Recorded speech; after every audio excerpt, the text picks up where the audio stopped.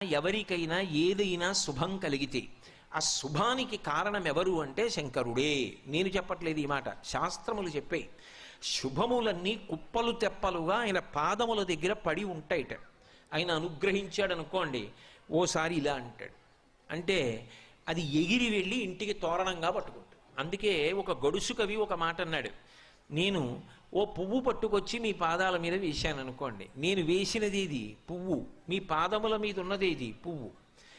నేను ఒక పువ్వు పట్టుకెళ్ళి మల్లికార్జున లింగం మీద వేశాను అనుకోండి, పరమ ప్రేమతో వేశాను అనుకోండి, ఆ పువ్వు ఓ ఏడాది తర్వాత నా ఇంటి మనవడు. నేను ప్రేమతో వేసిన పువ్వు 2 ఏళ్ల తర్వాత నా ఇంట్లో మనవరాలు.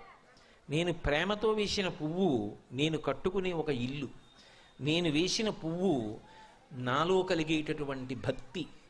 నేను వేసిన పువ్వు ఏ వయస్సులో నాకు రావాలో ఆ వయస్సు